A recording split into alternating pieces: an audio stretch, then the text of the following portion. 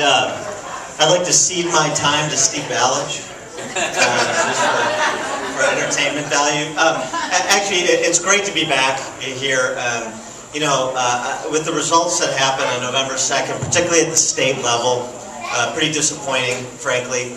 And so, as Illinois at the state level, Republican Party in particular, to which I still affiliate, continues to be the bad example. It's nice to come to a place that is the good example, a model of success that needs to be replicated throughout the state. And I had the opportunity to travel all across and throughout Illinois, and I can tell you that what you have here is something that's very special. Because what this organization understands, what the Porters have done, what Steve Ballage and Joe and Gary and everybody here has done that's been involved for the last 2 years that I've been involved in developing a rapport with you all, is that, at the end of the day, 90% of life is putting in the fight for those things that are transcendental to the individual combatant. And you all here are willing to do, frankly, what the Illinois Republican Party has been unwilling to do, which is to at least put in the fight for those values and principles you hold dear.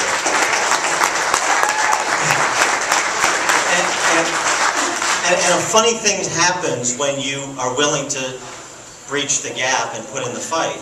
You actually start to win. What Vivian said is exactly right. This is about winning elections at the end of the day. This is not about showing or placing. This is about winning. And that doesn't always happen the first time out. If it wasn't for Cedra breaching the gap and running against A.J. Wilhelmi, he would have gone unchallenged. And so you never ultimately get to taking him out if you don't have somebody that's willing to step up and breach the gap. I mean, this whole process, the quality of life that we will or will not continue to enjoy, the economic opportunities that your families will or will not have, is rooted in carbon-based life forms, actual human beings, stepping up and running for office, holding themselves out, so that when they control the levers of power, you have intelligent public policy decisions that are made. I had the opportunity to go see Tony Blair, the former Prime Minister of England, speak a couple of weeks ago, and a friend of mine was able to arrange it where I actually got to sit at the head table with Blair, and it's pretty interesting. I mean, he's kind of a more engaging, humorous guy than I thought he would be. But one of the stories he told was, in 1992, after the Labour Party in England had lost its 4th national election in a row, one of his colleagues, one of his members of Parliament in Labour, came up to him and said, can you believe this? We lost again? What the heck is wrong with the voters of England? And Blair's response was, at that time, the real question was, what the heck is wrong with the Labour Party? And so when Blair rose to head up Labour in '94, he reinvented and represented the Labour Party in England. He won the national election in '97. The Labour Party over there held power for the ensuing decade. So when we've lost all these elections in a row, and particularly with the incredible opportunity that Chicago Democrats provided us to swing the pendulum back at the state level the way it was done at the national level, and we didn't get it done this time around. The question is not what the heck is wrong with the voters of Illinois. The question is what the heck is wrong with the Illinois Republican Party. And that is not something... And frankly, that is not something that is going to be solved from the top down. There is no one individual who bears all the responsibility, and there is no one individual who is going to show up with a handful of magic beans to distribute, and we're all going to kind of get it right. That's not going to happen. What's going to happen is it's going to incubate from the ground up. It's going to incubate where you have school districts and village governments that are models that other school districts and village governments choose to replicate. And let me tell you how important these municipal elections are. It's not just that school officials and village board members and township trustees ultimately largely become our state legislators and our congressmen and even our statewide elected officials. It's also the reality that things in Illinois are going to get worse. They are going to get worse, and make no bones about it. With the same folks in charge that have been in charge for the last decade, I mean, this is the direction the state has gone. They were not rebuked, so they feel emboldened, as you've seen the governor say, his mandate for a tax increase and other poor public policy choices that are forthcoming. So it's going to be that much more important that you have the fiscal stewardship at the local level that you are not going to have at the state level. So that, you know, Homer is not just competing with Lockport, but these communities are competing with our neighbors in the Midwest who did get the message when you had governorships turn over in Iowa and Wisconsin and Michigan, and state legislatures turn over in Indiana and Wisconsin and Minnesota, even here as we have failed to move the needle. So your local officials are going to be that much more important because they are going to be your last line of defense against the Chicago Democrats who, you know, are, again, as I said, have been emboldened to continue with the destructive policies they pursue. And the other line of defense, the larger line of defense, is the Tea Party. So there's individual candidates, and then there's the movement.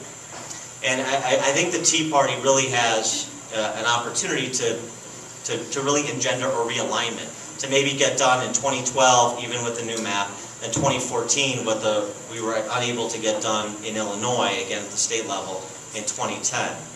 And the reason I say that is a couple-fold. One is, the Tea Party has been able to do what the Republican Party could never do, at least not in the 16 years that I've been here in the state with this party, and that is to bring manpower to bear, right? It used to be that only the public sector unions could put 200, 500 people in a hall on a Saturday ready to go out and hit precincts. Well, that's no longer the case because of the Tea Party. And the reason that the Tea Party is able to do that, and the challenge that the Tea Party will face, whether it's in Homer or Lockport or all over the state, is will you hold those people that you elected to the same standards as those people you rejected? And to the extent that Tea Party maintains that consistent application of principle, where it says, I don't care if you're a Wall Street bank or a public sector union, I'm opposed to bailouts, to the extent it does that, it's going to attract, as it has, independence. It's going to bring new people in who are disaffected from both parties and both party brands that really have been destroyed at the hands of each individual party. The second thing, and this was kind of highlighted by what Mike Myers said, which I appreciate, is that the Tea Party has put policy choice over pedigree. So you may have gone to Harvard, you may be a member of Mensa, you may be worth $1 billion, but if you are going to go to village government or to Springfield or to Washington and vote against my interests, who cares? If you're going to vote against my interests, what does it matter to me? I'd rather take somebody who doesn't have the credentials, doesn't have the pedigree, but has a little bit of common sense, and who I believe will vote my interests if I place my trust in them. That is a seismic shift in the conversation, the political conversation, where it's all about, you know, where'd you go to law school, or how much money do you have? And it's really an important shift. And to the extent that we can continue to promote that conversation, you start to change the conversation, you change the dialogue, you change policy choices, you change electoral outcomes. So that continuing to pursue that conversation by putting guys forward who maybe didn't graduate high school, but seem to have a pretty good handle on what should be done at the school district, you know, those are success stories that people want to replicate. That's the direction we need to go. And the final thing I will say, where the Tea Party has challenges that it seems like at the local level you're addressing, and you may not even know it. One of the criticisms, of course, is message is important, but you also have to have some of the right messengers. And it's very easy for Steve's friends in the media to try and caricature the Tea Party, to try and marginalize or trivialize the Tea Party. And when you put forward successful, thoughtful professionals like Ted and like George as Tea Party candidates at the village level and then wherever they go from there, you debunk the myth about the Tea Party being, you know, these kind of banjo-playing hillbillies who don't know, you know, who don't know up from down. I mean, that's what the media wants to portray them as. But you know, you can't listen to George Porter, you can't listen to Ted speak and believe that to be the case about these folks. And so that's really important as well. So, you know, I'm encouraged to come here, as I always am. I leave a little bit more sanguine about the future of Illinois than I usually come in with, because I, you know, live in Chicago and because I spend too much time talking to establishment Republicans and Democrats and bureaucrats.